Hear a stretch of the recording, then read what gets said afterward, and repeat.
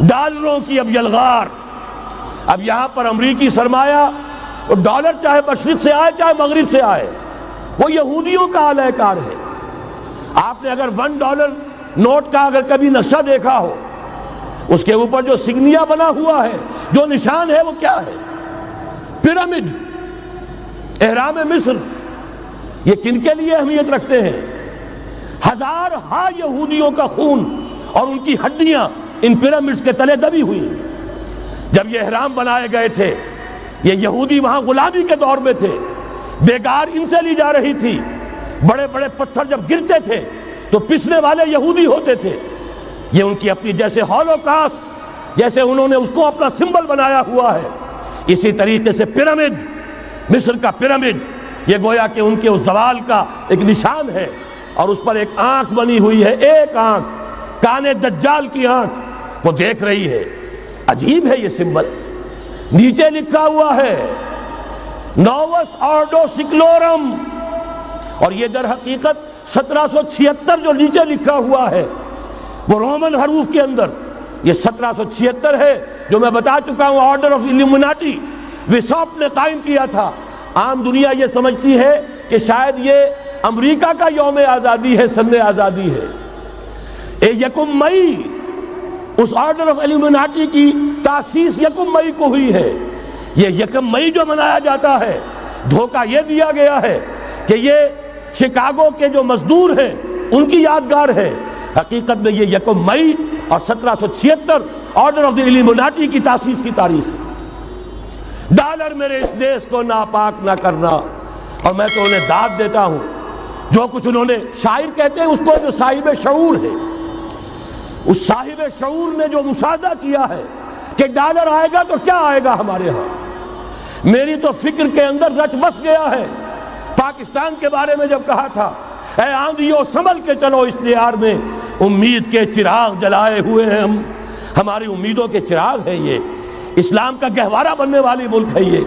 اس کو ہم نے قائم کیا تھا اسلام کے لیے. یہ آندھیاں نہ چلیں.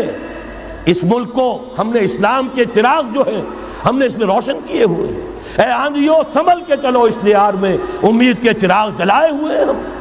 بہرحال یہ تیسرا سیلاب ہے، ننگی سرمایہ داری، جس کی پھر لعنتیں ہوتی ہیں. ایک طرف فقر، ایک طرف احتیاج، ایک طرف بھوک، ایک طرف دولت کے انبار. پہلے بھی ہمارے ہاں فرق کم نہیں ہے، لیکن اب جو ہوگا، اگر یہ بات پوری ہو گئی تو وہ ننگی سرمایہ داری. اور سرمایہ داری ہی در حقیقت یہود کا سب سے بڑا ہتھ کنڈا ہے. یہ بینکنگ کا نظام، یہ سارا کا سارا سودی نظام، یہ IMF، یہ ورلڈ بینک، یہی تو ان کے سب سے بڑے ادارے ہیں. تو واقعہ یہ ہے کہ 3 طرف سے ہم پر حملہ ہو رہا ہے. اور یہ سود کے بارے میں کیا کہا تھا اقبال نے؟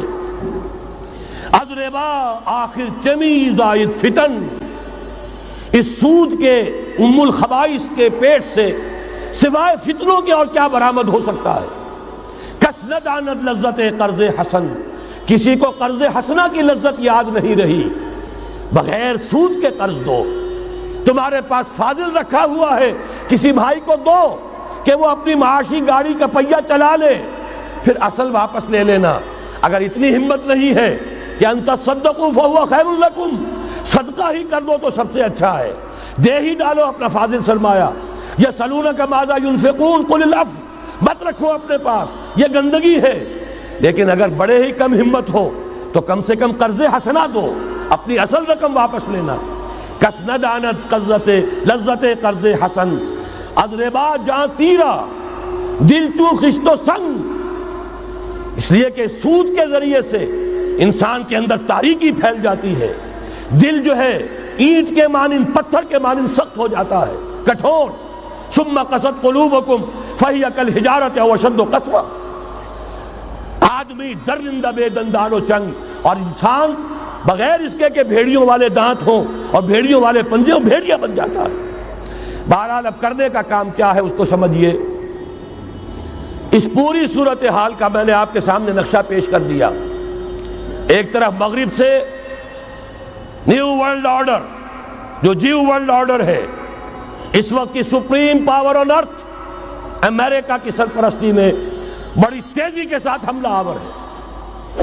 دوسری طرف وَمَكَرُوا وَمَكَرَ اللَّهُ وَاللَّهُ خَيْرُ الْمَاكِرِينَ۔ اللہ کو پامردی مومن پہ بھروسہ، ابلیس کو یورپ کی مشینوں کا سہارا۔